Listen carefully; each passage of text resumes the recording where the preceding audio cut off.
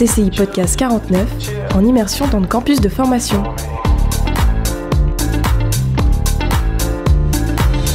CCI Formation, créatrice de talents du CAP au Bac+5. Je vais peut-être te donner la parole parce que je t'ai plus entendu depuis tout à l'heure. Comment t'as fait pour rebondir après un échec? Un échec? Yes. J'ai pas quoi dire, j'ai pas eu d'échec. T'as pas eu d'échec? Dans une toute petite salle, ils sont une petite dizaine assis tous en cercle. À côté d'eux, du café, du thé et des gâteaux, tout pour se sentir le mieux possible au sein du centre Pierre Cointreau, établissement de formation de la CCI du Maine-et-Loire, à Angers. Tous les participants ont entre 16 et 29 ans et suivent le programme Prépa-apprentissage de la CCI du Maine-et-Loire. Ce programme permet à des jeunes de se préparer à l'apprentissage, mais pas que. Ils sont aussi là pour faire un bilan humain et personnel, accompagnés par des formateurs de la Chambre de commerce et de l'industrie. On essaye de plus travailler sur nos erreurs que sur nos efforts. Alors, c'est important ce que tu dis, Steven, parce que ça veut dire qu'il y a quand même une certaine connaissance de soi-même à acquérir. J'ai connaissance de moi-même. Non, mais super. Mais beaucoup de gens n'ont pas eu l'occasion de bien se connaître, en fait. Et ils se découvrent au fur et à mesure, etc., que les événements arrivent. Mais on ne peut pas dire qu'ils se connaissent et qu'ils sont capables de dire « Moi, je sais que j'ai des points forts, c'est ça, ça et ça. J'ai des points faibles. » Carole Goffard est la responsable du dispositif Prépa-apprentissage au centre Pierre Cointreau, établissement de formation de la Chambre de commerce et de l'industrie du Maine-et-Loire à Angers. Le prépa-apprentissage, c'est un dispositif de formation gratuit et aujourd'hui rémunéré pour des jeunes et des moins jeunes qui cherchent une solution professionnelle. Alors, il s'appelle prépa-apprentissage parce que normalement, il est fait pour servir de tremplin à la signature d'un contrat d'apprentissage, mais en réalité, nous avons beaucoup de jeunes qui finalement retournent en formation initiale ou bien enchaînent un service civique ou bien un emploi en CDD, voire en CDI. Pour eux, alors c'est difficile de parler à leur place, c'est l'occasion de prendre le temps de débattre avec eux-mêmes sur leur orientation professionnelle. Voilà. Mais donc ça peut s'adresser à quelqu'un qui, par exemple, vient d'avoir son baccalauréat avec mention bien en filière S. On a à la fois dans ce dispositif des jeunes qui sortent d'une troisième, qui ont 16 ans révolus.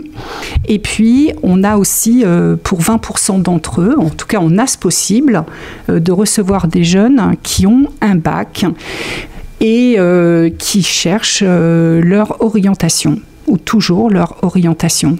On leur donne un espace-temps et un lieu pour pouvoir débattre avec eux-mêmes sur leurs envies, leurs priorités, ce qu'ils ne veulent absolument pas faire, se donner d'autres chances, d'autres possibles encore une fois. Si jamais vous deviez recommander la prépa-apprentissage, ce serait pour quelle raison ? C'est un espace de liberté. C'est 2 mois où ils vont être accompagnés par une équipe qui se met à leur service. En 2 mois, on essaye de leur redonner confiance dans l'adulte et dans le fait qu'ils puissent à nouveau se projeter. Souvent, ils me disent « je n'ai subi que des refus, des refus, des refus ». Et du coup, ils n'osent même plus faire attention à eux. Ils sont en jogging, ils sont mal peignés, mal coiffés, mal rasés. Donc, il faut retravailler à la fois sur leur tenue vestimentaire, tous les codes du travail, le rapport à la hiérarchie, sur les compétences dont on parlait tout à l'heure. Vous avez l'impression que ce sont des jeunes qui ont perdu confiance à la fois en eux, mais aussi dans la société ? Oui, dans la société et dans tous les adultes en général, absolument. Tout à l'heure, vous me disiez que c'était des gamins qui étaient dans la rue. Dans la rue ou chez eux, mais en tout cas sur un canapé. Ils n'en font rien, ou en tout cas c'est ce qu'ils disent. Ils sont dans un cycle non vertueux.